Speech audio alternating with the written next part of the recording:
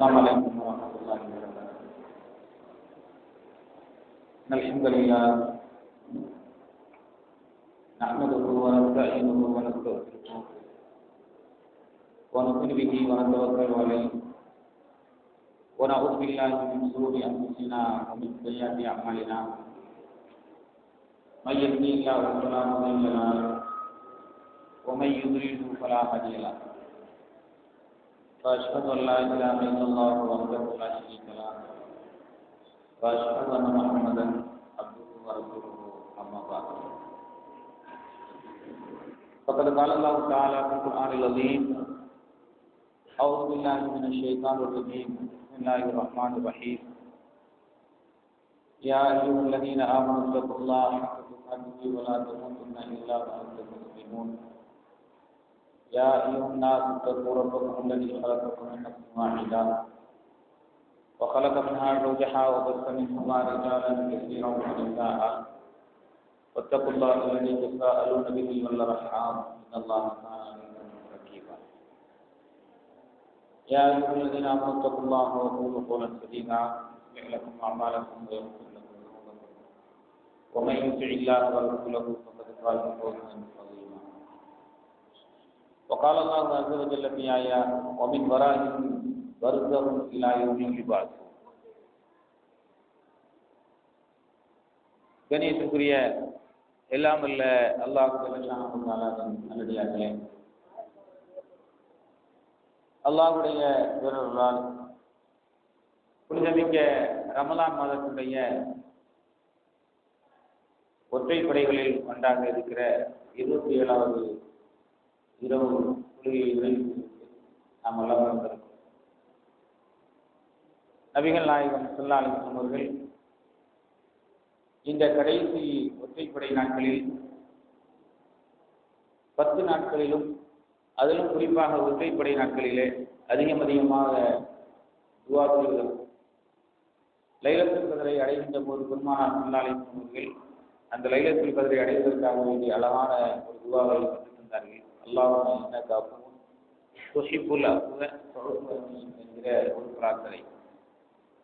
தொழுகை முடிந்ததுதான் தாமதம். நம்முடைய பேச்சுக்களிலே வழக்கமாக நாம் எப்படி இருந்து கொண்டிருப்போமோ அது மாதிரி நம்முடைய வழமையான பேச்சுக்களிலே தான் நாம் தொடர்ந்து கொண்டிருக்கிறோம். ரமலானுடைய மாதத்துடைய கடைசி 10களில் ஒற்றைப்படைகளில் நபிகள் நாயகம் ஸல்லல்லாஹு அலைஹி வஸல்லம் அவர்கள் எவ்வளவு கவனத்தோடு வழிபாடுகளை செய்ய வேண்டும், திருமுறை குர்ஆனுடைய வசனங்களை ஓத வேண்டும், நபிகள் நாயகம் பெற்றுத்தந்த துஆக்களை செய்ய வேண்டும். இதெல்லாம் விட்டு தேவையில்லாத பேச்சுகளிலே நாம் ஈடுபடுவோமையானால் ரமலானுடைய முழுமையான நன்மைகள் நமக்கு கிடைக்காமல் போய்விடுமோ என்கிற அச்சமும், லைலத்துல் கத்ருடைய முழுமையான நன்மையும் பாக்கியங்களும் நமக்கு கிடைக்காமல் போய்விடுமோ என்கிற ஒரு ஐயம் நமக்கு ஏற்படுகிறது.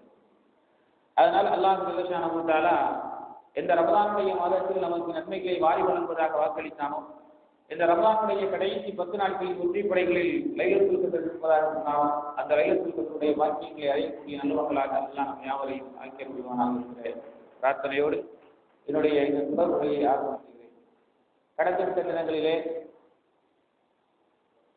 மறுமை நாட்களுடைய அடையாளங்களை பற்றியும், அதைத் தொடர்ந்து ஒரு மனிதன் மரணிக்கிற நேரத்தில் அவனுக்கு ஏற்படுகிற துன்பங்கள், சக்கராத்துடைய நேரத்தில் அவர் விரும்புகிற காட்சிகள், மனிதனுடைய மரணம் எப்படியெல்லாம் இறைவிடத்தில் பார்க்கப்படுகிறது, அவனுடைய உயிரை கைப்பற்றக்கூடிய நேரத்தில் அவனுடைய நிலைமைகள் எப்படி இருக்கும், நல்லவர்களுடைய உயிர்கள் எப்படி கைப்பற்றப்படும், தீயவர்களுடைய உயிர் எப்படி பறிக்கப்படும் என்பதையும், அதற்கு பிறகு ஷஹீதாக்கப்பட்டவர்கள், அதே போன்று தீயினால் இறந்தவர்கள், இடிபாடுகளில் சிக்கி தவித்து இறந்தவர்கள், நீரில் மூழ்கி இறந்தவர்கள், வயிற்று வலியால் பாதிக்கப்பட்டு இறந்தவர்கள், பிரசவ வேதனையின் போது இறந்தவர்கள், இவர்களுடைய நிலைமைகள் எல்லாம் என்ன என்பதை பற்றியெல்லாம் கடந்துவிட்ட நாட்களிலே நாம் அறிந்திருக்கிறோம். பெருமானார் ஸல்லல்லாஹு அலைஹி வஸல்லம் அவர்கள் இந்த மரணத்திற்கு பிறகு அடுத்து ஒரு வாழ்க்கை இருக்கிறது என்று சொன்னால் அது கபருடைய வாழ்க்கை என்று நபிகள் நாயகம் ஸல்லல்லாஹு அலைஹி வஸல்லம் சொன்னார்கள். ஒரு மனிதன் மரணித்ததற்கு பிறகு நேரடியாக அவன் மறுமையுடைய மாஷர் மைதானத்திற்கு சென்று விடுவது கிடையாது. ஒரு மனிதன் மரணித்ததற்கு பிறகு அவன் நேரடியாக நரகத்திற்கோ சொர்க்கத்திற்கோ சென்று விடுவது கிடையாது. அதற்கு இடையில் ஒரு வாழ்க்கை இருக்கிறது, அதுதான் மன்னரை வாழ்க்கை. இந்த மன்னரை வாழ்க்கையை பற்றி இஸ்லாமும் நபிகள் நாயகம் ஸல்லல்லாஹு அலைஹி வஸல்லம் அவர்களும் நமக்கு அதிகமான விளக்கங்களை நமக்கு தந்திருக்கிறார்கள். அல்லாஹ் திருக்குர்ஆனுடைய 23வது அத்தியாயம் 100வது வசனத்திலே அல்லாஹ் சொல்கிறான், ஒமின் வராயிஹிம் பர்ஸகும் இலா யௌமி யுபஅஸூன். அவர்கள் எழுப்பப்படுகிற நாள் வரையிலும் அவர்கள் ஒரு திரைமறைவு வாழ்க்கையிலே வாழ்ந்து கொண்டிருக்கிறார்கள். பர்ஸக் என்றால் திரைமறைவு வாழ்க்கை, யாருக்கும் தெரியாமல் இருக்கிற ஒரு திரைமறைவு வாழ்க்கையிலே மனிதன் வாழ்ந்து கொண்டிருக்கிறான். அது மனிதன் மரணித்ததற்கு பிறகு கபரில் நடக்கக்கூடிய ஒரு வாழ்க்கை. இந்த கபருடைய காலகட்டத்தில் மனிதன் பல்வேறு விதமான கொடுமைகளுக்கு, கஷ்டங்களுக்கு, துன்பங்களுக்கு, இல்லல்களுக்கு ஆளாக்கப்படுகிறான். நல்ல மனிதர்கள் நல்ல பல நிலைகளிலும், தீய மனிதர்கள் கடுமையான வேதனையிலும் தண்டனைகளிலும் அந்த நேரத்திலே அவர்கள் ஈடுபடுத்தப்படுகிறார்கள் என்பதை பெருமானார் ஸல்லல்லாஹு அலைஹி வஸல்லம் அவர்களும் அல்லாஹ்வும் திருமறை குர்ஆனுடைய வசனங்களிலே நமக்கு தெளிவுபடுத்துகிறார். ஒரு மனிதன் இறந்ததற்கு பிறகு அவனுடைய கபர் வாழ்க்கையிலே அவன் எப்படியெல்லாம் அவன் பாடப்படுத்தப்படுவான் என்பதை திருமறை குர்ஆன் நமக்கு பல வசனங்களிலே நமக்கு சொல்கிறது. பெருமானார் ஸல்லல்லாஹு அலைஹி வஸல்லம் அவர்களும் நமக்கு பல்வேறு பொன்மொழிவுகளிலே நமக்கு தெளிவுபடுத்துகிறார்கள். கபருடைய வாழ்க்கையிலே ஒவ்வொரு மனிதனுக்கும் சொர்க்கமும் நரகமும் எடுத்து காட்டப்பட்டு கொண்டே இருக்கும். ஃபிரௌனுடைய கூட்டத்தார்களை சொல்கிற போது ஃபிரௌனையும் அவனுடைய கூட்டத்தார்களை பற்றியும் திருமறை குர்ஆன் பேசுகிற போது 40வது அத்தியாயம் 46வது வசனத்திலே அல்லாஹ் சொல்கிறார், அன்னாரு யுரவுன அலைஹா குதுவன் வ அஷியா. காலையிலும் மாலையிலும் ஃபிரௌனுடைய கூட்டத்தார்களுக்கு நரகம் காட்டப்பட்டு கொண்டே இருக்கும். நரக நெருப்பிற்கு முன்னால் அவர்கள் கொண்டு வரப்படுவார்கள், அவர்களுக்கு முன்னால் நரக நெருப்பு கொண்டு வரப்படும் என்று அல்லாஹ் திருக்குர்ஆனிலே சொல்கிறார். நமக்கெல்லாம் ஒரு சந்தேகம் ஏற்படும். இப்போ என்ன சந்தேகம் என்றால் அது எல்லோருக்கும் ஏற்படுகிற ஒரு சந்தேகம் தான். பொதுவா மனிதன் இயற்கையிலேயே மரணித்து விடுகிறார், ஒரு நோயினால் மரணிக்கிறான், அல்லது சாதாரணமான முறையில் மனிதன் இருக்கிற போது திடீரென்று மரணிக்கிறான். இப்படி மரணிக்கின்ற மனிதனை அடக்கம் செய்வதற்காக நாம் கபர்களுக்கு கொண்டு செல்கிற போது அவனை அடக்கம் செய்வதற்கு பிறகு அப்படி நாம் விட்டு வந்து விடுகிறோம். இது அவன் கபரிலே தங்கி இருக்கக்கூடிய ஒரு சூழ்நிலை, ஒரு வாழ்க்கை ஏற்படுகிறது. ஆனால் இந்த உலகத்திலே சில மனிதர்கள் வாழ்கிறார்கள், அவர்களுடைய மரணம் கொடூரமான மரணமாக எல்லாம் இருக்கிறது. எப்படிப்பட்ட கொடூரமான மரணம் என்றால், பல கெட்டவர்கள் என்ன செய்கிறார்கள் என்றால் தீயினால் சுட்டு அவர்களை பொசுக்கி மரணிக்க செய்கிறார்கள் இல்லையா? பல மனிதர்கள் பல்வேறு மதங்களிலே அவருடைய மரணம் அடைந்ததற்கு பிறகு அவர்களை என்ன செய்கிறார்கள் என்றால் அவர்களை எரிப்பார்கள்.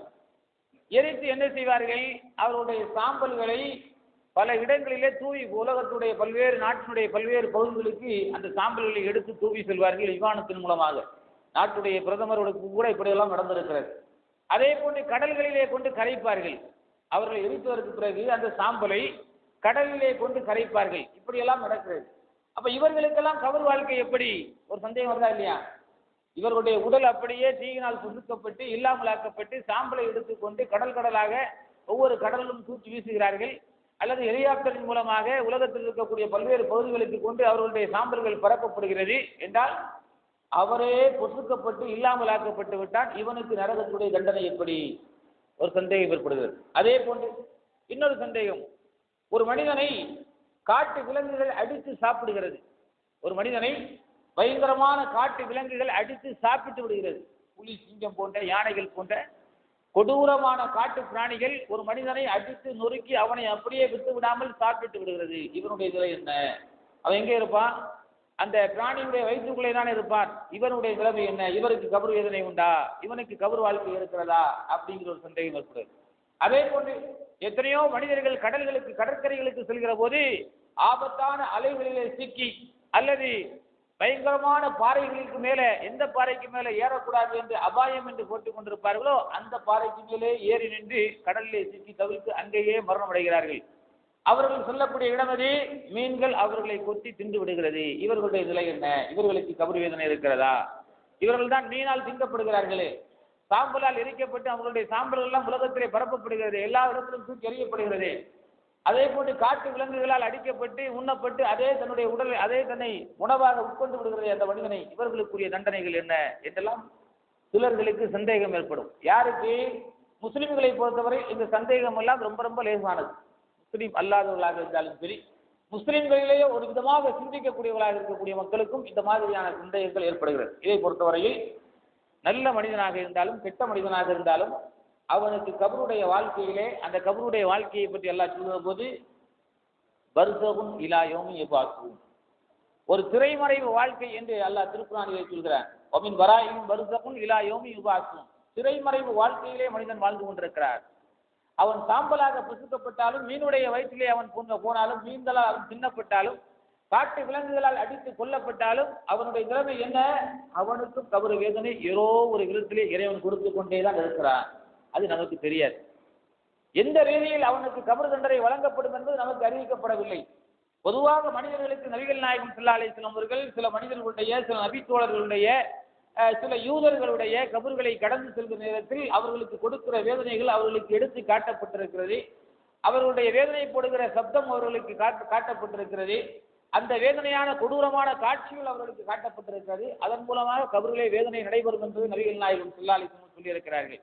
ஆனால் ஏதோ ஒரு விதத்தில், ஏதோ ஒரு ரீதியில் மனிதன் எப்படி மரணம் அடைந்தாலும் சரி, அவன் தற்கொலை செய்து கொண்டாலும் சரி, அவனுடைய உடல்கள் இல்லாமல் ஆக்கப்பட்டாலும் சரி, எலும்புகளாக மக்கி போனாலும் சரி, அல்லது சாம்பலாக மாறினாலும் சரி, கடலிலே விழுந்து மீன்களால் தின்னப்பட்டாலும் சரி, எப்படியாக இருந்தாலும் அவனுக்கு ஏதோ ஒரு ரீதியில் கபருடைய வாழ்க்கை நடந்து கொண்டேதான் இருக்கும் என்பதை மறுக்க முடியாத உண்மை. ஏனென்றால் இறைவனை பொறுத்தவரையில் எல்லாவற்றிற்கும் சக்தி படைத்தவனாக இருக்கிறார்.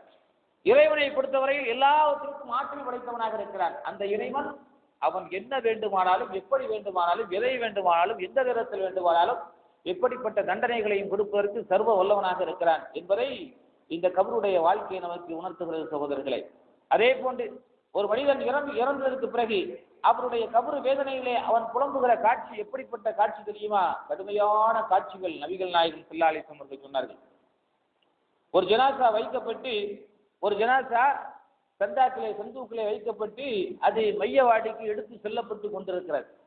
அப்படி செல்லப்படுகிற சுமந்து செல்கிற ஆண்கள் அதை சுமந்து செல்கிற நேரத்தில் அந்த ஜனாசா புலம்புகிறது. எப்படி புலம்புகிறது தெரியுமா?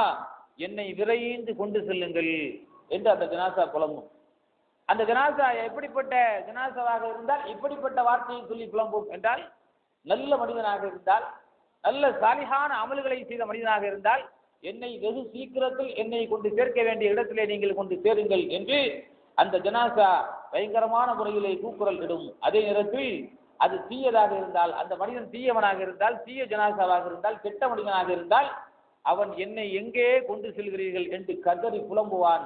அவனுடைய சப்தத்தை மனித இனத்தை தவிர இந்த உலகத்தில் இருக்கிற எல்லா உயிரினங்களும் அந்த சப்தத்தை கேட்கும்.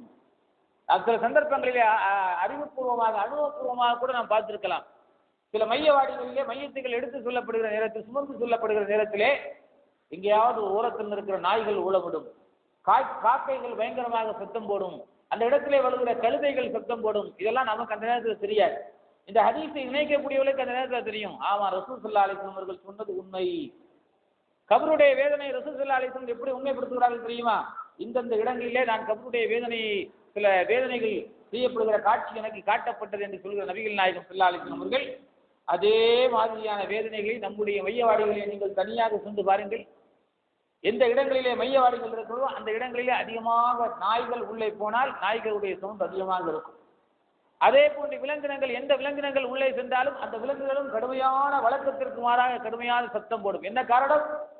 மனிதனை தவிர கபருடைய வேதனைகளிலே என்ன தண்டனைகள் கொடுக்கப்படுகிறதோ அது எல்லா உயிரினங்களுக்கும் அறிக்கப்படுகிறது. எல்லா உயிரினங்களும் அதை அறிந்து கொள்கிறது.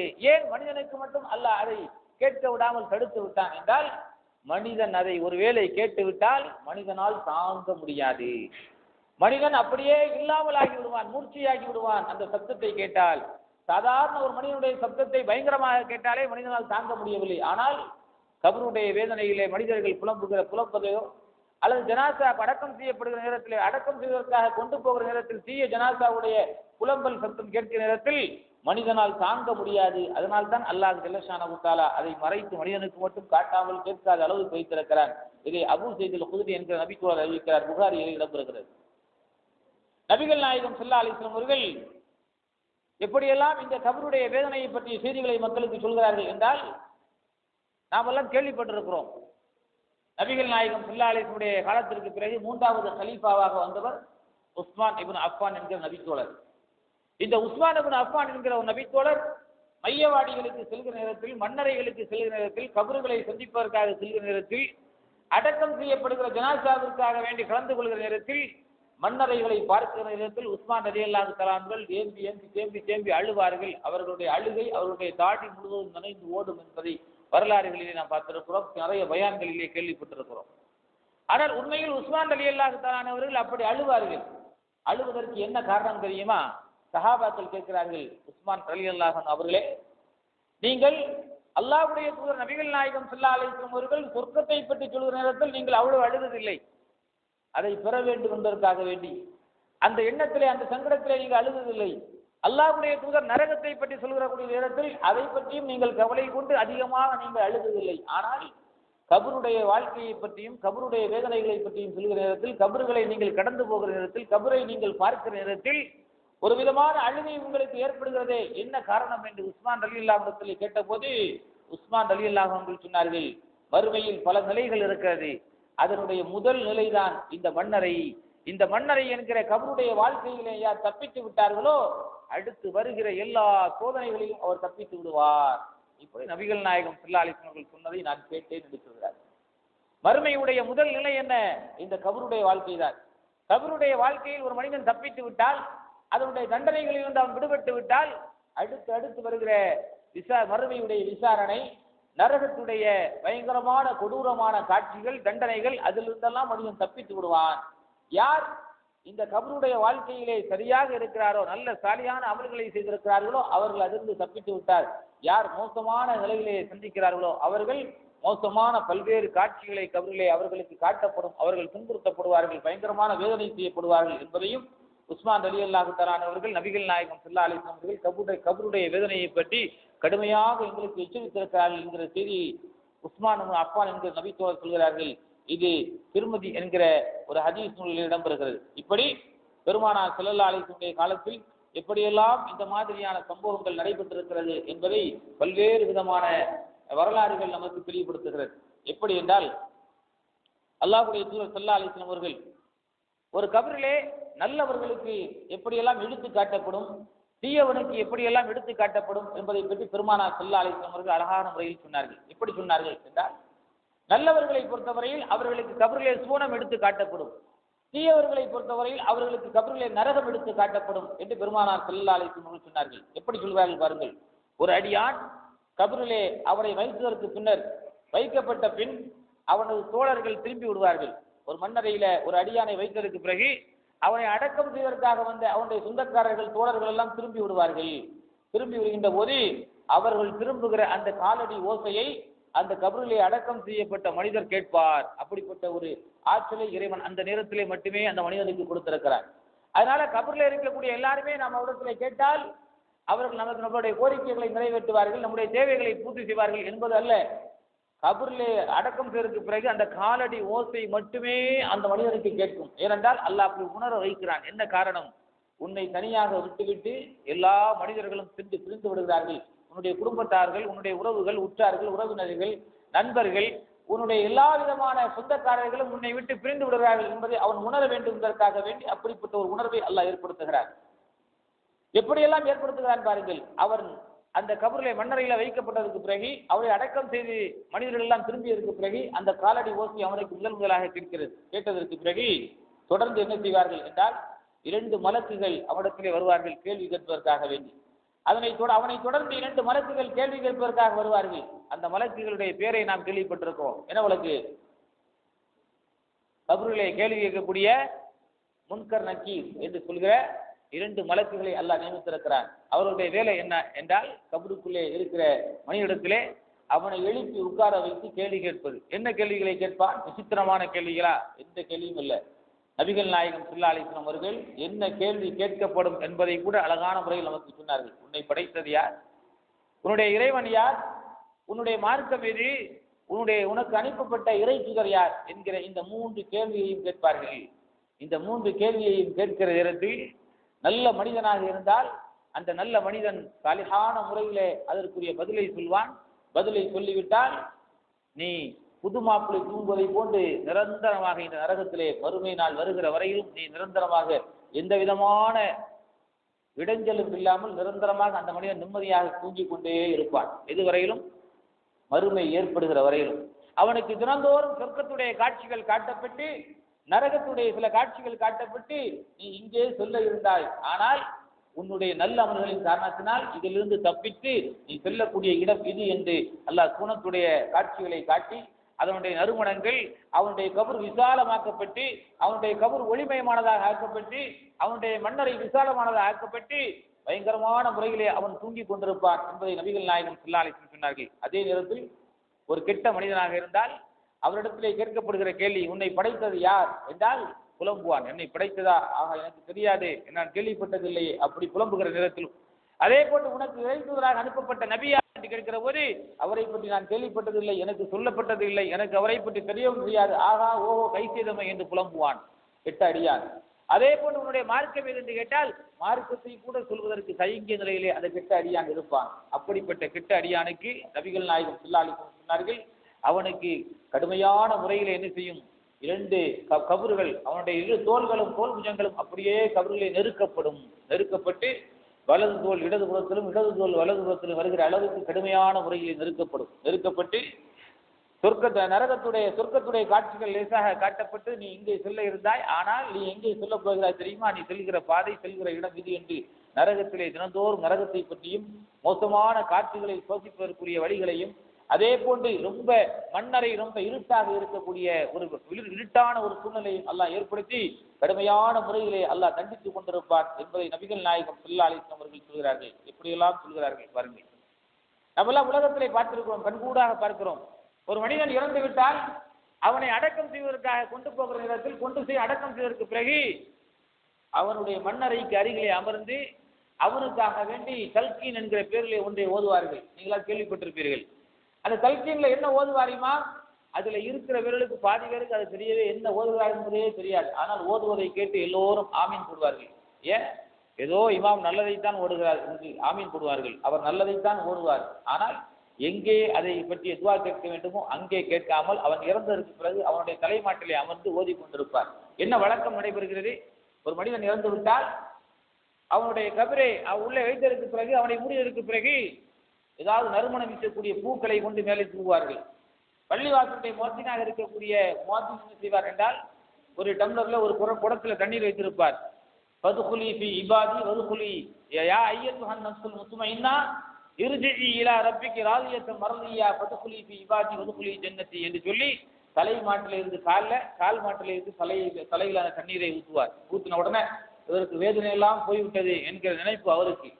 அடுத்து என்ன செய்வார், இமாம் வருவார். வந்து அமர்ந்து கொண்டு பல ஊர்களிலே நீங்கள் பார்த்தால் இமாம் உட்கார்ந்து என்ன செய்வார், திருப்ப கலந்து போட்டுட்டு அந்த கபருக்கு பக்கத்தில் உட்கார்ந்து தன்னுடைய பெருவிரலை தன்னுடைய ஆட்காட்டி விரலை அந்த மண்ணுக்குள்ள நுழைத்து விட்டு அவர் சில அரபி வாசகங்களை படிப்பார். அது கூட அவரால் காணாமல் படிக்க தெரியாது, மனப்பாடமாக தெரியாது.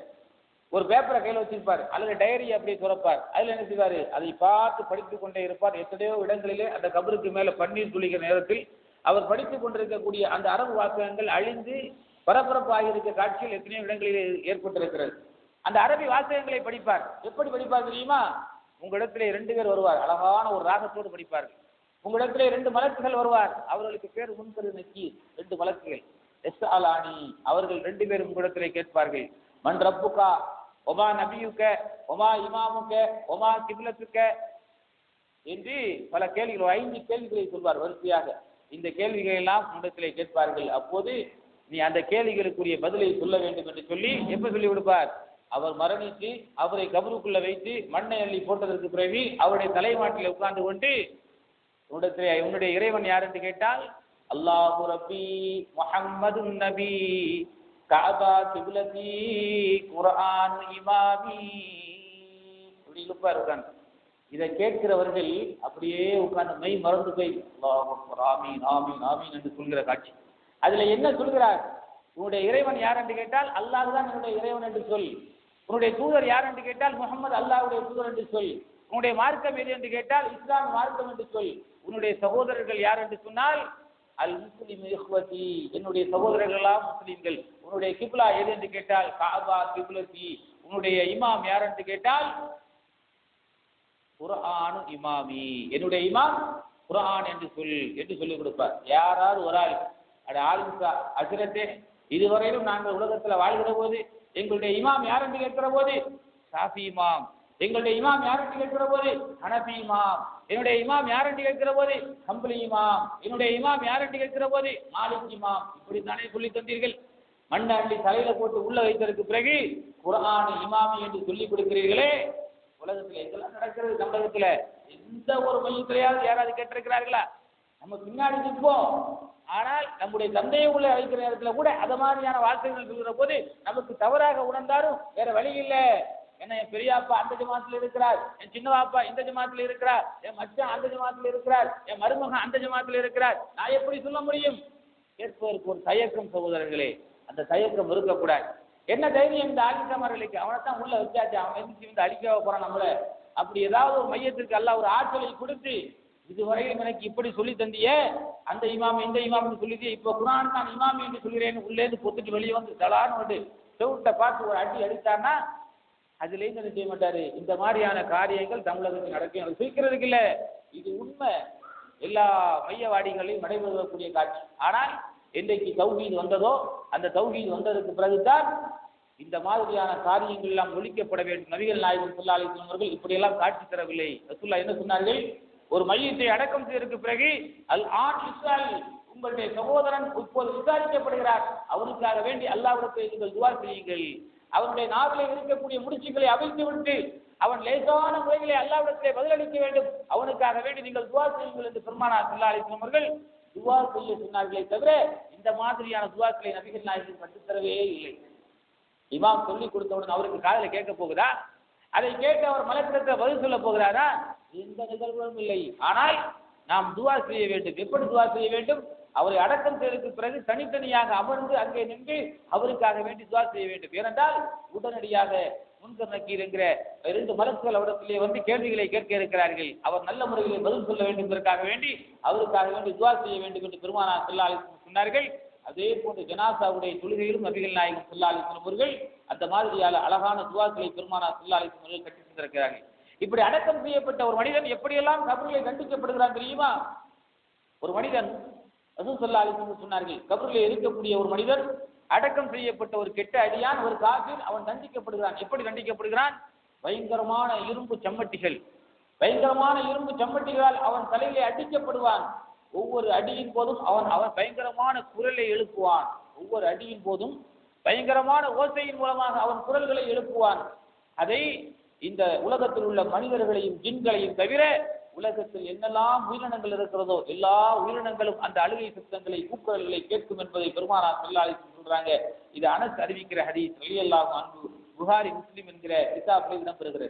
அப்போ ஒரு மனிதன் எப்படியெல்லாம் தண்டிக்கப்படுகிறான் பாருங்கள். அவருடைய கபர் வாழ்க்கையில் நரகத்தில் மட்டுமல்ல கபருடைய வாழ்க்கையிலும் அவன் கடுமையான முறையில தண்டிக்கப்படுகிறான் என்பதை பெருமானார் ஸல்லல்லாஹு அலைஹி வஸல்லம் அவர்கள் சொல்கிறார்கள். அதே போன்று நபிகள் நாயகம் ஸல்லல்லாஹு அலைஹி வஸல்லம் சொன்னார்கள், ஒரு கபருடைய நாட்களை பொறுத்தவரையில் நம்முடைய நாட்களை போன்று அல்ல. இன்ன யௌமன் இன்த ரப்பிக கல்பி சனத்தின் மிம்மா தஅதுன், நீங்கள் கணக்கிடுகிற 1000 வருடங்கள் உங்களுடைய இறைவனிடத்திலே ஒரு நாளுக்கு சமம். அப்படியானால் எத்தனை ஆண்டுகள் அந்த கபரிலே நாம் இருந்து கொண்டே இருக்க வேண்டும்? நமக்கெல்லாம் ஒரு சந்தேகம் ஏற்படும். இப்ப ஆதம் அலைஹிஸ்ஸலாமுடைய காலத்துல அந்த ஆதமுடைய மகன் முதலாக அவர் கொல்லப்பட்டு அடக்கம் செய்யப்பட்டார். அவருக்கு எவ்வளவு பல ஆண்டுகள், லட்சக்கணக்கான ஆண்டுகள் அவர் கபரிலே நல்லவராக இருந்தால் நன்மைகளை அடைவார், தீயவர்களாக இருந்தால் லட்சக்கணக்கான ஆண்டுகள் தண்டனையை பெற்றுக்கொண்டே இருக்கிறார். எதுவரையிலும்? மறுமை நாள் வருகிற வரையிலும். இன்றைக்கு ஒரு ஆள் மௌத்தாகிறார், நாளைக்கு மறுமை நாள் வருகிறது என்றால் இவருடைய கபர் வாழ்க்கை என்ன? அவருக்கும் இவருக்கும் வேதனைகள் வித்தியாசப்படுகிறது. அவர் நீண்ட நாட்கள் என்ன செய்கிறார்? வேதனையை அனுபவித்துக் கொண்டே இருக்கிறார் கபரிலே. இவர் இன்றைக்கு மரணிக்கிறார், நாளைக்கு மறுமை வந்து விட்டார். இவருடைய நிலைமை என்ன? அப்போ வேதனையில ஏற்றத்தாழ்வுகள் இருக்கிறது. இறைவன் இப்படிப்பட்ட ஏற்றத்தாழ்வுகளை வைத்திருக்கிறானா என்ற ஒரு சந்தேகம் நமக்கு ஏற்படுகிறது. இது ஏற்றத்தாழ்வு கிடையாது. ஆதமுடைய மகன்களை பொறுத்தவரையில் ஒரு அண்ணன் தம்பியை கொலை செய்தார். கொலைக்கு காரணமாக இருந்தார். யார் அதை செய்தார்களோ அதன் மூலமாக மனித சமூகத்திலே கொலைகள் எல்லாம் அறிமுகமானது. அதனால் அவருக்கு நிரந்தரமான நீண்ட தண்டனைகள் கிடைக்கப்பட வேண்டும் என்று அப்படி ஒரு சட்டப்பேரில் வைத்திருக்கிறார். அதுபோன்று மனிதர்களில் அதிகமானவர்கள் என்ன செய்வார்கள்? தவறுகளை செய்கிற நேரத்தில் அவர்கள் மரணித்திற்கு பிறகு மரணம் நெருங்கிற நேரத்தில் கூட அவர்கள் கபருடைய வாழ்க்கையை அனுபவிக்காமல் போகக்கூடிய அளவுக்கு என்ன செய்வாது? அல்லாஹ் அப்படிப்பட்ட ஒரு ஏற்றத்தாழ்வை வைக்க மாட்டான். அவர் எத்தனை ஆண்டு காலம் அந்த கபருடைய வேதனை அனுபவித்தாரோ அதே ஆண்டு காலங்கள் மறுமை சீக்கிரம் வந்தாலும் இவரை அனுபவிக்க வேண்டும் என்ற ஒரு நிகழ்வை அல்லாஹ் ஏற்படுத்தி விடுவான். அல்லாஹ்வுக்கு ரொம்ப லேசு. இந்த உலகத்தை அல்லாஹ் எப்படி படைச்சான்?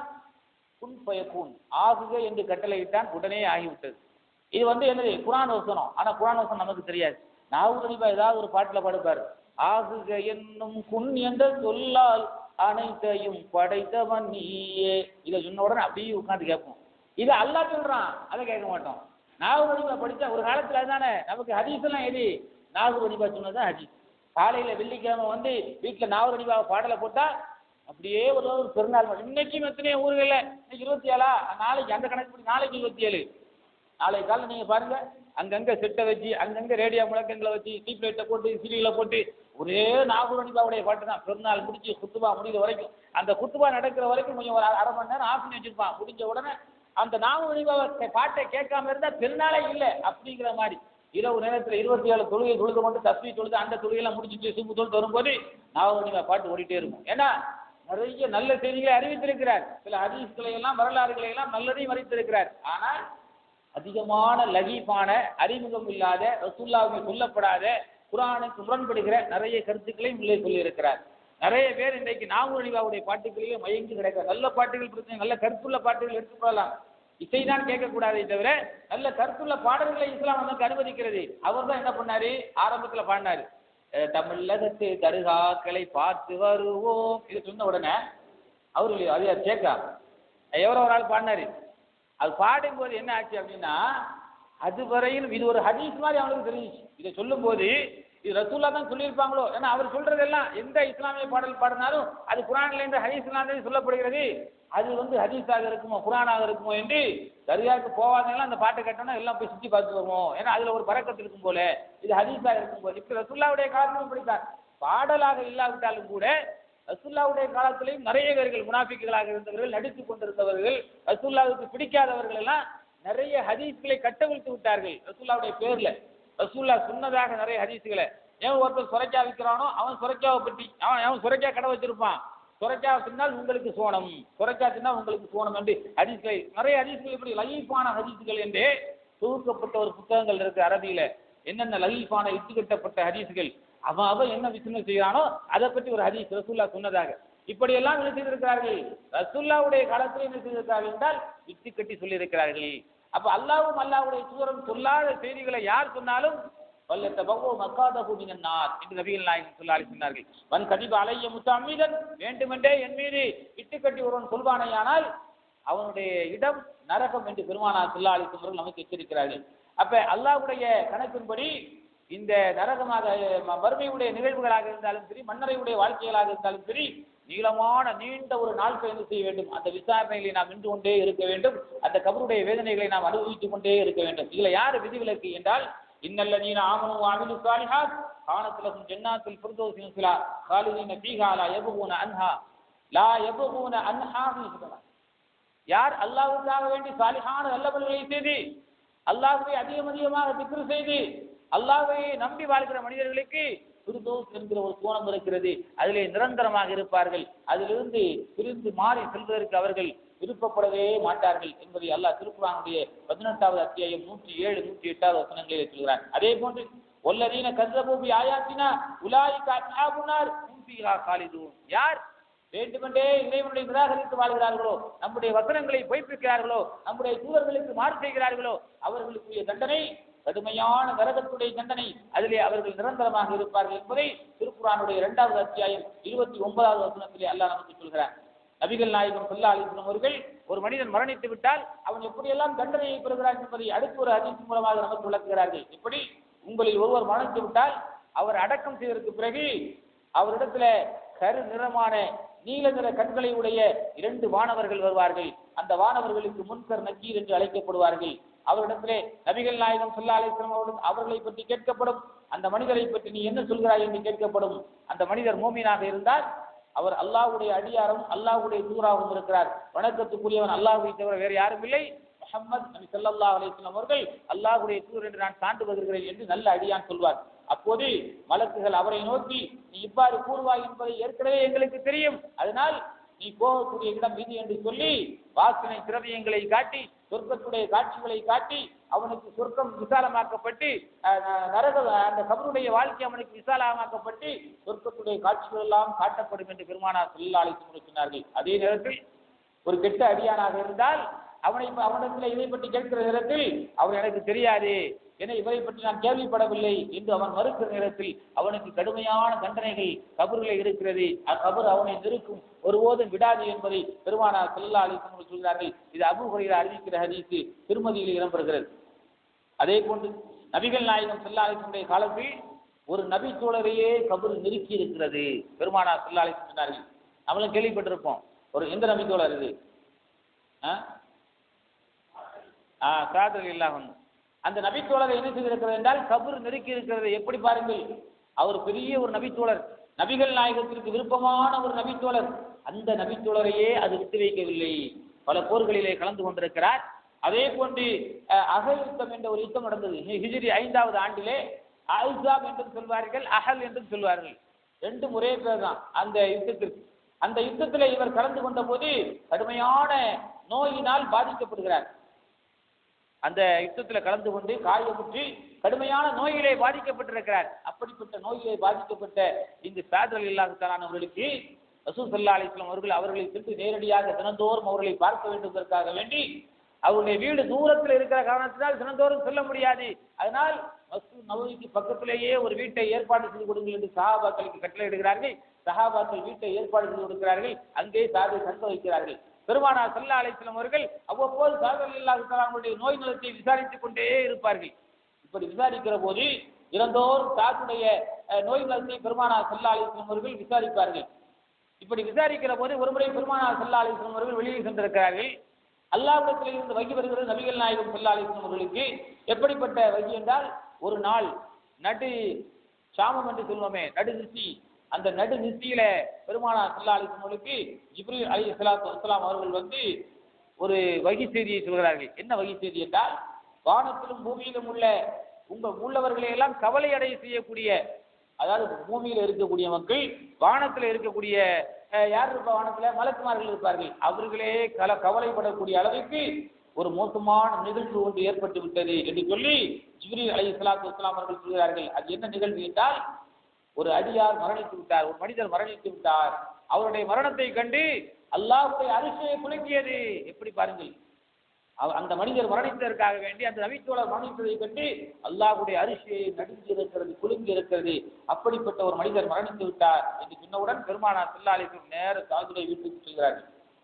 சென்று பார்த்தால் சாத் ரலியல்லாஹு தஆலா அவர்கள் ஜனாசாவாக மரணமடைந்திருக்கிறார்கள். பெருமானார் ஸல்லல்லாஹு அலைஹி வஸல்லம் அவர்கள் அவரை குளிப்பாட்டுவதற்கு ஏற்பாடுகள் எல்லாம் செய்து, அவரை கஃன் செய்து, அவரை அடக்கம் செய்வதற்காக மண்ணறையிலே வைக்கிற போது, மண்ணறையில் அடக்கம் செய்வதற்காக வைத்து அவருடைய எல்லாம் போட்டு அவரை மூடுகிற நேரத்திலே கபர் என்ன செய்கிறது, அவரை நெருக்குகிறது பயங்கரமான முறையில்.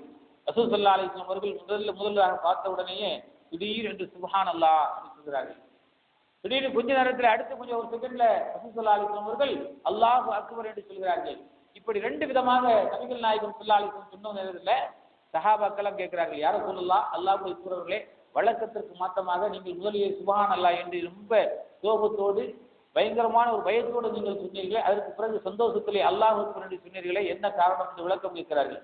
நபிகள் நாயகம் ஸல்லல்லாஹு அலைஹி வஸல்லம் சொன்னார்கள், சாத் ரலியல்லாஹு தஆலா அவர்கள் கபரிலே வைக்கப்படுகிற போது அவரை கபர் நெருக்குவதை நான் கண்டேன். சாத் கபரில் வைக்கப்படுகிற நேரத்தில் கபர் அவரை நெருக்குவதை கண்டேன். அப்படி நெருக்குகிற போது நான் சுப்ஹானல்லாஹ், சுப்ஹானல்லாஹ் என்ன அர்த்தம், அல்லாஹ் அக்பரா, அல்லாஹ் தூய்மையானவன் என்று பொருள். சுப்ஹானல்லாஹ் என்றால் அல்லாஹ் தூய்மையானவன், அல்லாஹ் அதை விட்டு பாதுகாக்க வேண்டும் என்று சுப்ஹானல்லாஹ் என்று நபிகள் நாயகம் பிரார்த்திக்கிறார்கள். அந்த கபர் அவரிடமிருந்து விடப்படுகிற நேரத்தில் அல்லாஹ் அக்பர், அல்லாஹ் மிக பெரியவன் என்று பெருமானார் ஸல்லல்லாஹு அலைஹி வஸல்லம் அவர்கள் அதை சொல்கிறார்கள். இந்த உலகத்தில் எந்த மனிதனாக இருந்தாலும் கபருடைய வேதனையை அவன் அடைந்தே தீர வேண்டும் என்று பெருமானார் ஸல்லல்லாஹு அலைஹி வஸல்லம் சொன்னார்கள். கபருடைய வேதனை ஒருவருக்கு இல்லை என்று சொன்னால் அதிலிருந்து இந்த என்னுடைய தோழர் சாத் விடுபட்டிருப்பார். ஆனால் சாத் ரலியல்லாஹு தஆலா அவர்களையே கபர் செய்திருக்கிறது, நெருக்கி இருக்கிறது. நபிகள் நாயகத்துடைய நெருங்கிய தோழர், நபிகள் நாயகம் விருப்பமாக உடனிருக்கிற ஒரு நபித்தோழர், பெருமானார் ஸல்லல்லாஹு அலைஹி வஸல்லம் எல்லா நிகழ்வுகளிலும் பங்கெடுக்கிற ஒரு நபித்தோழர், பல போர்க்களங்களிலே கலந்து கொண்டு அந்த போருக்காக வேண்டி பல்வேறு விதமான உதவிகளை செய்த ஒரு நபித்தோழர். அப்படிப்பட்ட நபித்தோழரையே கபர் நெருக்கி இருக்கிறது என்று சொன்னால் நம்ம எல்லாம் விமாத்திரம் சகோதரர்களே, நாம் நினைத்து பார்க்க வேண்டும். யாராவது மரணமடைந்து விட்டார் என்கிற செய்தியை கேட்கிற நேரத்தில் மட்டும் இன்னும் சொல்ல போனால் ஒருவர் மரணம் அடைந்து விட்டார் என்றால் நம்ம என்ன சொல்ல வேண்டும்? அதை கேட்கும் நேரத்தில் அல்ஹம்துலில்லாஹ் அப்படின்னு சொல்லணுமா? இன்னா லில்லாஹி வ இன்னா இலைஹி ராஜிஊன் என்று சொல்லணும். இதை சொல்றதுக்கே நிறைய பேர் பயப்படுறான். இதை சொல்வதற்கே இன்னா லில்லாஹி வ இன்னா இலைஹி ராஜிஊன், நாம் அல்லாஹ்வுக்குரியவர்கள், அல்லாஹ்விட்டே போகிறோம் அப்படின்னு சொல்றதுக்கே நிறைய பேர் சொல்றான். யாராவது மரணித்து விட்டார்கள் என்று சொன்னால் அது சொல்றதுக்கே நல்லவர்கள், நல்ல ஈமான்தாரிகள், உரையச்சமுடையவர்கள் சொல்வார்கள். அதிகமானவர்கள் நீங்கள் பார்த்தால் இன்னா லில்லாஹி வ இன்னா இலைஹி ராஜிஊன். ஏன்னா மனிதன் அப்படி பயமுள்ளவனாக இருக்கிறான். மரணத்தை கண்டு பயப்படுகிறான். எதற்கு பயப்படுகிறான் இது தெரியவில்லை. நான் ஏற்கனவே உங்கள்கிட்ட சொன்னேன், மரணத்தை கண்டு நாம் அஞ்சக்கூடாது. நல்ல சாலிகான நல்ல அமல்களை நாம் செய்வோமேயானால் மரணத்தை கண்டு அஞ்சுவதற்கு நமக்கு எந்த தேவையும் இல்லை. நடந்த ஒரு நிகழ்வை சொல்கிறேன். நான் ஏற்கனவே பணியாற்றுகிற ஒரு ஊர்ல ஸலாத்துடைய சிறப்புகளை பற்றி நாம் இது மாதிரி ரமலான்ல பயான் செய்து கொண்டிருந்தோம். அதற்கு மறுநாள் என்ன செய்கிறார் அப்படின்னா, ஒரு மனிதர், நம்முடைய தௌஹீத் கொள்கையை சார்ந்த ஒரு மனிதர் இன்னொரு மனிதரை சந்திக்கிற போது ஏற்கனவே இவருக்கும் அவருக்கும் புரோதம் இருந்திருக்கிறது. அப்ப இவர் என்ன பண்றாரு அப்படின்னா, கிராஸ் ஆகி போகிற நேரத்துல அஸ்ஸலாமு அலைக்கும் அப்படின்னு சொல்லி இருக்கிறார். அவரு கண்டும் காணாத மாதிரி அப்படியே நடந்து போயிட்டே இருந்திருக்காரு. பின்னாடியே இவர் போய் திரும்பவும் அஸ்ஸலாமு அலைக்கும் ரஹ்மத்துல்லாஹி வரகாத்துஹு அப்படின்னு சொல்லி இருக்கிறார். அதையும் கேட்ட மாதிரி தெரியல. திரும்ப என்ன சொல்லியிருக்காரு, அஸ்ஸலாமு அலைக்கும் ரஹ்மத்துல்லாஹி வரகாத்துஹு அப்படின்னு இருக்காரு. அதுக்கு பதிலே இல்லை. உடனே இவர் என்ன பண்ணா தெரியுமா, இன்னா லில்லாஹி வ இன்னா இலைஹி ராஜிஊன். பாப்பா என்னப்பா மையத்துக்கு சொல்றதுமே என்ன சொல்ற, நீ மையத்து தானே அப்படின்னு. நான் 3 தடவை சலாம் சொன்னேன், நீ சலாத்துக்கு பதில் சொல்லல. அப்ப இன்னா லில்லாஹி வ இன்னா இலைஹி ராஜிஊன் தான் அப்படின்னு சொன்னேன். அலைக்கும் அஸ்ஸலாம், அப்ப நான் வேற சிந்தனையில இருந்தேன் அப்படின்னு பதில் சொல்றாராம். பாருங்க, இன்னா லில்லாஹி வ இன்னா இலைஹி சொன்னா மனுஷனுக்கு எப்படியெல்லாம் பயம் வருகிறது பாருங்கள். இதை அல்லாஹ் அப்படிப்பட்ட ஒரு பயத்தை உண்டு பண்ணியிருக்கிறார். அதே நேரத்தில் சோதனையான காலகட்டங்களிலே முசீபத்துகள் ஏற்படக்கூடிய நேரத்தில் கூட இதை சொல்லலாம் என்று திருமறை குர்ஆன் நமக்கு சொல்கிற 2வது அத்தியாயம் 158வது வசனத்தில் அல்லாஹ் சொல்கிறான், உங்களுக்கு இதா அஸாபத்துகுமுல் முஸீபா, உங்களுக்கு தொல்லை தருகிற நோவினை தரக்கூடிய கடுமையான சோதனைகள் ஏற்படுகிற நேரத்தில் காலு இன்னா லில்லாஹி வ இன்னா இலைஹி ராஜிஊன், நாங்கள் அல்லாஹ்வுக்குரியவர்கள், அல்லாஹ்விடத்திலேயே திரும்பி சொல்லக்கூடியவர்களாக இருக்கிறோம் என்கிற இந்த பிரார்த்தனையை நீங்கள் கேட்டுக்கொள்ளலாம் என்றும் அல்லாஹ் திருக்குர்ஆனில் நமக்கு சொல்கிறார். அப்படியானால் கபரிலே ஒரு மனிதன் தப்பிப்பதாக இருந்தால் என்னுடைய தோழர் சாது தப்பித்திருப்பார் என்று நபிகள் நாயகம் ஸல்லல்லாஹு அலைஹி வஸல்லம் சொல்கிறார்கள். அவரையே இப்படி கடுமையாக அந்த கபர் நெருக்கி இருக்கிறது என்பதை நாம் புரிந்து கொள்ள வேண்டும். திரு ஜாஃபர் என்கிற நபி தோழர் அறிவிக்கிறார். அஹ்மது நசி என்கிற கிதாபுகளிலே பதிவு செய்யப்பட்டிருக்கிறது. அதே போன்று பெருமானார் ஸல்லல்லாஹு அலைஹி வஸல்லம் அவர்கள் சில நேரங்களில் என்ன செய்வார்கள் என்றால் கனவுகளை காண்பார்கள். நாம காண்கிற கனவுகளை போன்று நபிமார்களுடைய கனவுகள் கிடையாது. நபிமார்களுடைய கனவுகளை வஹீயுடைய ஒரு பகுதி. நபிமார்கள் காண்கிற கனவு இருக்கிறதே அது வஹீயுடைய ஒரு பகுதி. நம்ம காண்கிற கனவு அப்படிலாம் கிடையாது. நமக்கு எத்தனையோ என்னெல்லாம் கனவெல்லாம் வரும், நல்ல கனவுகள் வரும், கெட்ட கனவுகள் வரும், அப்படியெல்லாம் பல கனவுகள் வரும். அதனால தான் நபிகள் நாயகம் ஸல்லல்லாஹு அலைஹி வஸல்லம் அவர்கள் மோசமான கனவுகள் எல்லாம் வரக்கூடாது என்பதற்காக வேண்டி தொழுகையிலே தூக்கத்திலே நாம் படுக்க செல்கிற போது நமக்கு பல துவாக்களை கற்றிருந்திருக்கிறார்கள் இல்லையா? அதாவது தூங்க போகக்கூடிய நேரத்தில் ஒரு துவா ஓதணும். என்ன துவா? அல்லாஹும்ம பிஸ்மிக அமூத்து வஹ்யா அப்படின்னு ஒரு துவா இருக்குது. தூங்கும் போது கடைசியாக நம்ம போகக்கூடிய நேரத்தில் ஒரு 4 லைன்ல ஒரு துவா இருக்கு. அல்லாஹும்ம அஸ்லம்து நஃப்ஸி வ இலைக் அப்படிங்கிற ஒரு துவா இருக்குது. அந்த துவா ஓதணும். தூக்கத்துல ஏதாவது துவா இருக்கிறதா? தூங்கும் போது ஓதக்கூடிய துவா என்ன? ஒரு மனுஷன் தூங்கிட்டு இருக்கிறான், அப்போ ஓதக்கூடிய துவா என்னது? சொல்லுங்க. கேட்டேன். தூங்கக்கூடிய நேரத்தில் சுப்ஹானல்லாஹி வ பிஹம்திஹி வலா இலாஹா இல்லல்லாஹ் அல்லாஹு அக்பர். ஒரு மனுஷன் நல்லா தூங்கிட்டு இருக்கிறான், தூங்கும் போது நம்ம தூங்க தான் செய்யணும். அது துவாவா இருக்கிறது, ஒரு துவாவும் கிடையாது. தூங்கும் போது துவா இருக்கிறது, தூங்கும் போது கடைசியாக துவா இருக்கிறது, தூக்கத்திலே திடுக்கம் ஏற்பட்டால் அதுல துவா இருக்கிறது. அது என்ன துவா? தூக்கத்தில் திடுக்கம் ஏற்பட்டா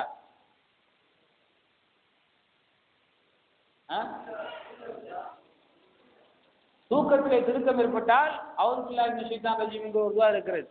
அதை மாதிரி கெட்ட கனவுகளை காண்கிற நேரத்தில் கூட இதை நீங்கள் என்ன செய்யலாம், சொல்லிக் கொள்ளலாம். அதனால தான் நபிகள் நாயகம் ஸல்லல்லாஹு அலைஹி வஸல்லம் அவர்கள் நைட்டு படுக்கைக்கு செல்கிற நேரத்தில் சில துவாக்களை நமக்கு கற்றுத்தார்கள். என்ன பிரார்த்தனைகள்? முஅவ்விதத்தைன் என்று சொல்கிற 3 சூறாக்கள் நமக்கெல்லாம் தெரியும், எல்லாம் தெரியும். ஆனால் செயல்படுத்துறது போய் உட்காந்து ரொம்ப டயர்ட்ல வருவோம், கடையிலேருந்து வேலையை முடிச்சுட்டு வருவோம், இதெல்லாம் ஊதி தடவுறதுக்கான நமக்கு நேரம் எப்பண்டா பெட்ட பிரிப்போம் படுப்போங்கிற மாதிரி நம்முடைய சூழ்நிலைகள் இருந்து கொண்டிருக்கிறது. 3 சூறாக்கள், சின்ன சின்ன சூறாக்கள், குல்லு பலத்து குல்வல்லாஹது, ஆயத்துல் குர்சி, பக்ராவுடைய கடைசி 2-3 வசனங்கள், ஆமன ரசூல் என்கிற அந்த வசனங்கள்.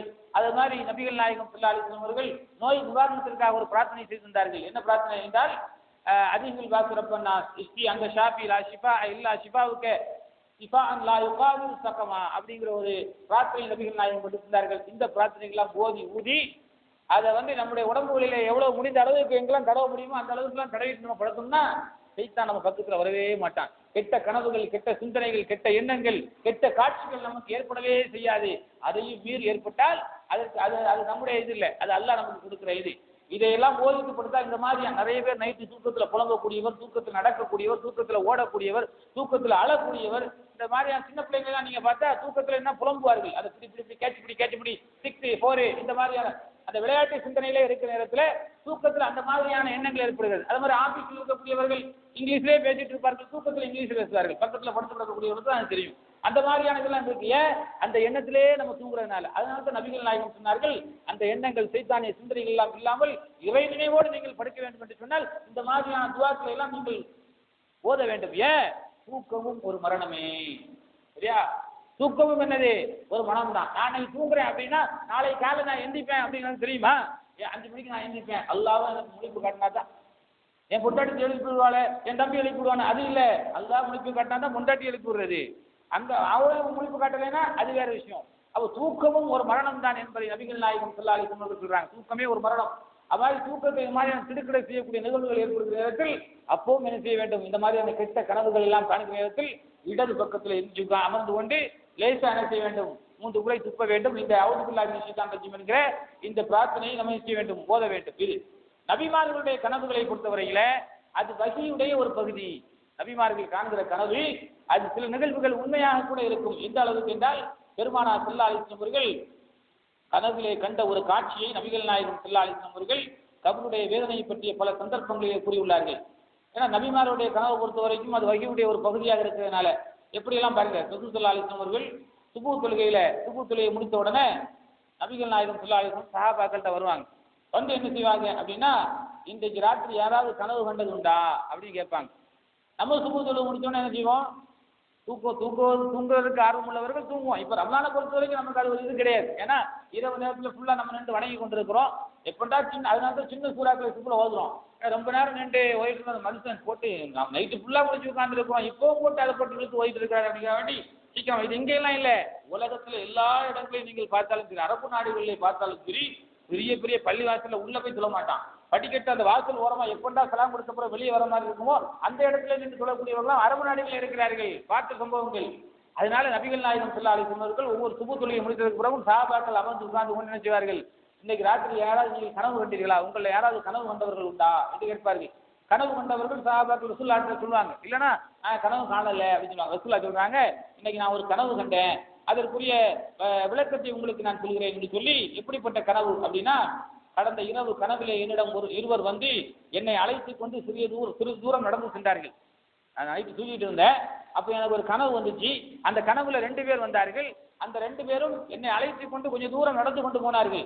அவர்கள் செல்லும் வழியிலே நானும் நடந்தேன். அவர்கள் எங்க போறாங்களோ, எங்க கூட்டிட்டு போறாங்களோ அந்த பாதையை நோக்கி நானும் நடந்து கொண்டே இருந்தேன். அவ்வழியில என்ன ஆச்சு அப்படின்னா, போகக்கூடிய நேரத்தில் நடந்த பல சம்பவங்களை ரசூல் ஸல்லல்லாஹு அலைஹி வஸல்லம் சொல்றாங்க.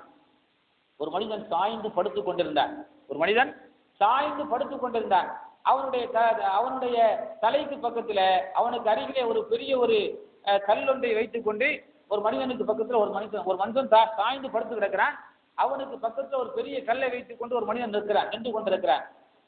அவர் அதனை படுத்துக் கொண்டிருந்த அந்த மனிதனுடைய தலையில தூக்கி போடுறார். படுத்துக் கொண்டிருந்த அந்த மனிதனுடைய தலையில கொண்டு அந்த கல்லை தூக்கி டம்முன்னு போடுறாரு.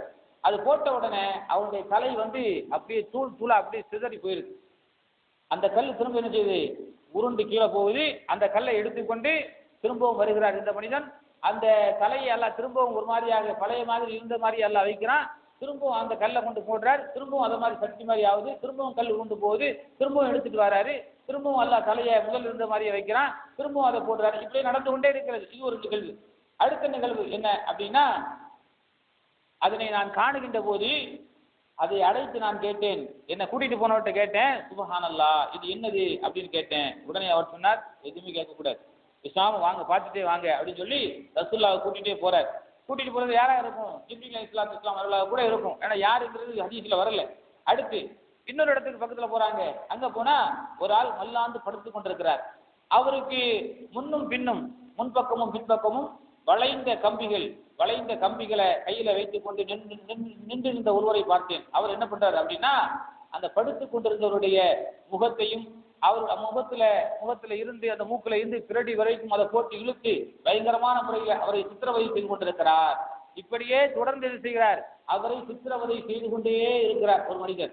இவரையும் நான் யாரு அப்படின்னு கேட்கும்போது, சுப்ஹானல்லாஹ் யார் அப்படின்னு கேட்கும்போது எனக்கு சொல்லப்படவில்லை, அதை கேட்டுட்டு வாங்க அப்படின்னே சொல்றாங்க.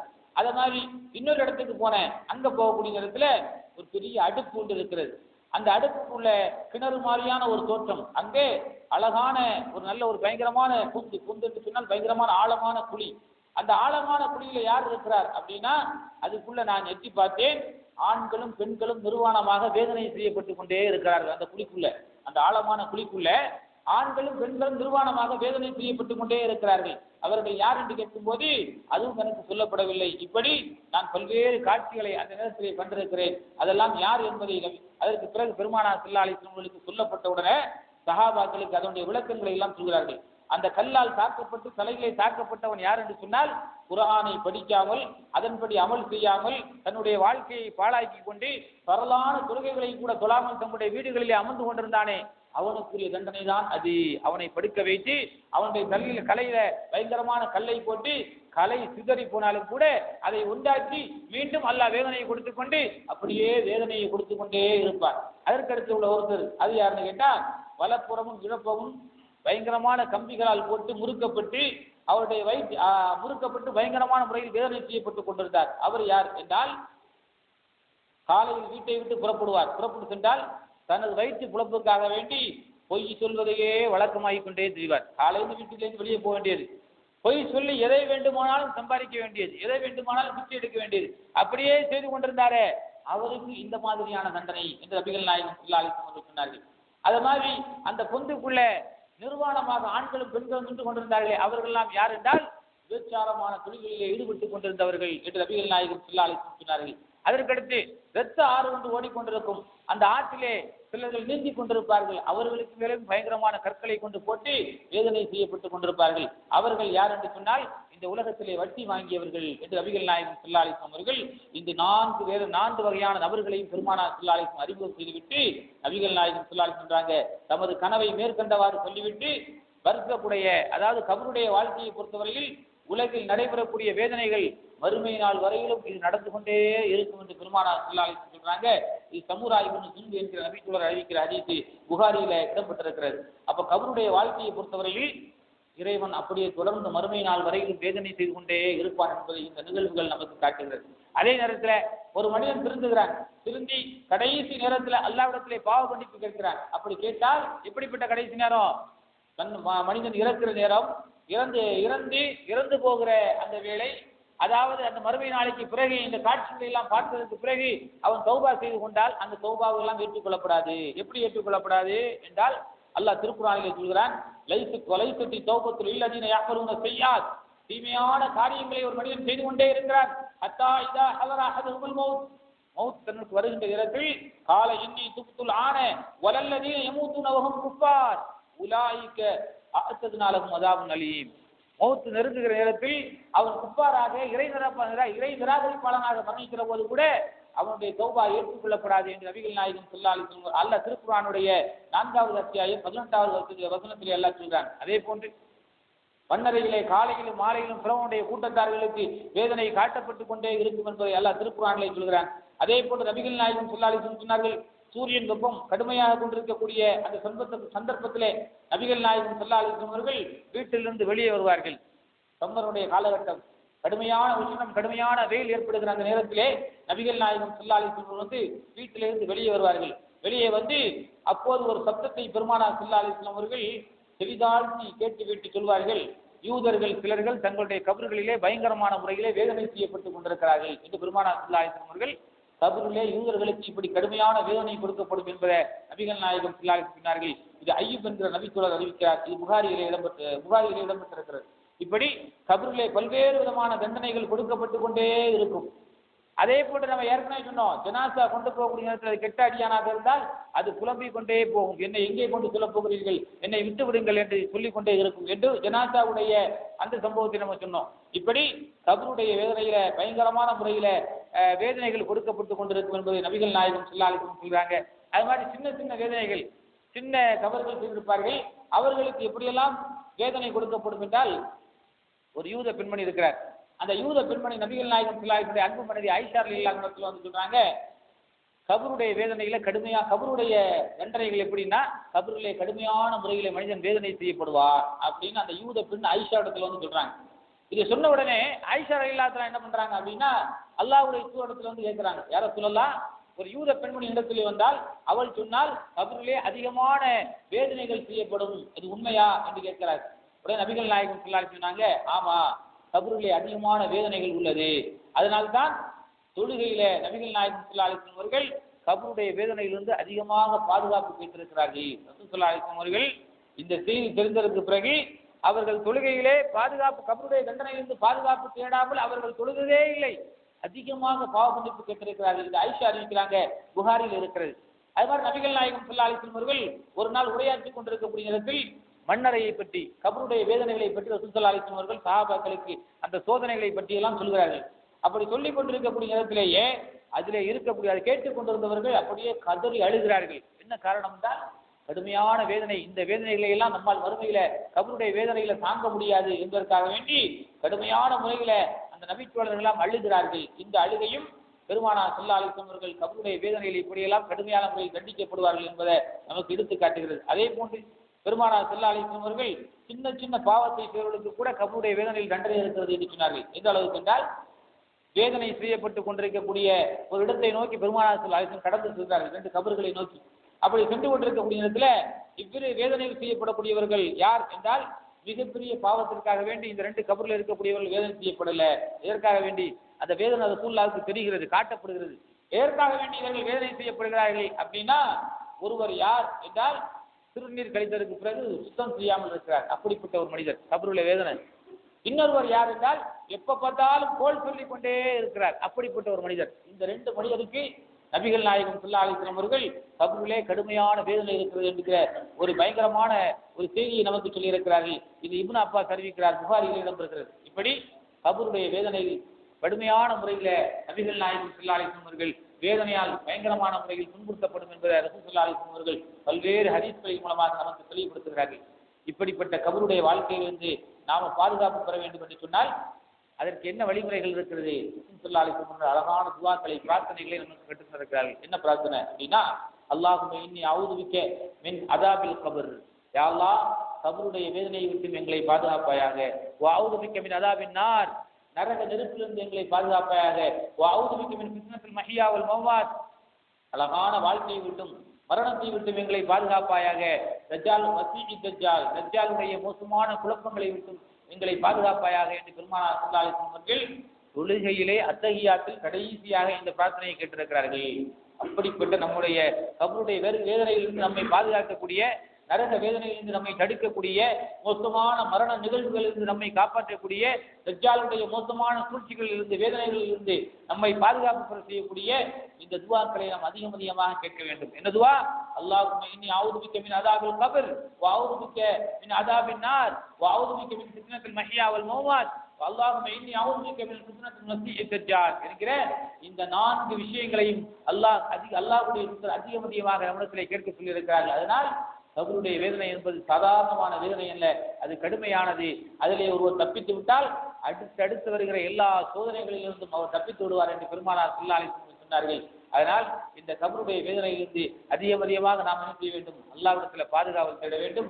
அல்லாஹ் ஜல்ல ஷானஹு வ தஆலா அப்படிப்பட்ட பாதுகாவல் தேடக்கூடிய மக்களாக அல்லாஹ் நம் யாவரையும் ஆக்கி விட வேண்டும் இன்ஷா அல்லாஹ். தொடர்ந்து அடுத்து வருகிற நாட்களிலே மரணத்திற்கு பின்னால், அதாவது மரணத்திற்கு பின்னால் என்றால், இதுவரையிலும் நம்ம முதல் நாளில் உலக வாழ்க்கை நிரந்தரம் இல்லை என்பதையும், அடுத்து மறுமையுடைய வாழ்க்கை தான் நிரந்தரம் என்பதையும், அடுத்து நபிகள் நாயகம் ஸல்லல்லாஹு அலைஹி வஸல்லம் சொன்ன சிறிய அடையாளங்கள், மறுமை நாளுடைய அடையாளங்கள், பெரிய அடையாளங்கள், அதே போன்று மரணக்குடியில் மனிதனுடைய நிலைகள், மரணத்துடைய தருவாயில கடைசி நிலைகள், ஒரு ஜனாசா குளிப்பாட்டப்படுகிற, ஒரு ஜனாசா கொண்டு செல்கிற நேரத்தில் அதை படுகிற பயங்கரமான புலம்பல்கள், இந்த மாதிரியான நிகழ்வுகள் எல்லாம் பார்த்திருக்கிறோம். அதே மாதிரி பெருமானார் ஸல்லல்லாஹு அலைஹி வஸல்லம் அவர்கள் சொன்ன ஷஹீதாக்கப்பட்டவர்கள், அதாவது தண்ணீரில் இறங்கி மூழ்கி இறந்தவர்கள், அதே மாதிரி கோரமான விபத்துக்கள், ஆக்சிடென்ட்டுகளில் இறந்தவர்கள், பிரசவ வலியால் இறந்தவர்கள், இடிபாடுகளில் சிக்கி இறந்தவர்கள், இவர்களுக்குரிய நன்மைகள், இவர்களுக்குரிய தண்டனைகள், இவர்களுக்கு சொர்க்கமா நரகமா, இவர்களெல்லாம் யார் என்பதை பற்றியெல்லாம் நம்ம பார்த்திருக்கிறோம். அது மாதிரி இன்றைய தினத்தில் மன்னரையுடைய வாழ்க்கையை பற்றி, அந்த மன்னரையுடைய வாழ்க்கையில் நமக்கு ஏற்படக்கூடிய பல்வேறு விதமான சோதனைகளை பற்றியெல்லாம் பார்த்திருக்கிறோம். இனி அடுத்து வருகிற நாட்களில் இன்ஷா அல்லாஹ் மறுமையுடைய நிகழ்வுகள் எல்லாம் எப்படி, மறுமை எப்படி ஆரம்பிக்கும், மறுமை ஆரம்பிக்கிற நேரத்தில் இந்த உலகத்தில் என்னென்ன மாற்றங்கள் எல்லாம் ஏற்படும், அதை நம்ம எங்கே கொண்டு சேர்க்கும், மாஷருடைய நிலை, அந்த மாஷருடைய விசாரணை என்பதையெல்லாம் இனி இருக்கிற 2-3 நாட்களில் இன்ஷா அல்லாஹ் தொடர்ந்து நாம் பார்க்க இருக்கிறோம். இதுவரையில் நாம் என்னென்ன செய்திகளை கேட்டிருக்கிறோமோ அந்த செய்திகளை எல்லாம் கேட்டு அப்படியே விட்டுவிடாமல் நம்முடைய வாழ்க்கையிலே பின்பற்றக்கூடிய நல்ல மக்களாக அல்லாஹ் ஜல்லஷானஹு தஆலா நம் யாவரையும் ஆக்கி வைப்பானாக என்று வேண்டி நிறைவு செய்கிறேன். வாக்குறுதவானா அல்ஹம்துலில்லாஹி ரப்பில் ஆலமீன். அஸ்ஸலாமு அலைக்கும் வரஹ்மத்துல்லாஹி வபரகாத்துஹு. நேற்றைய தினத்தில்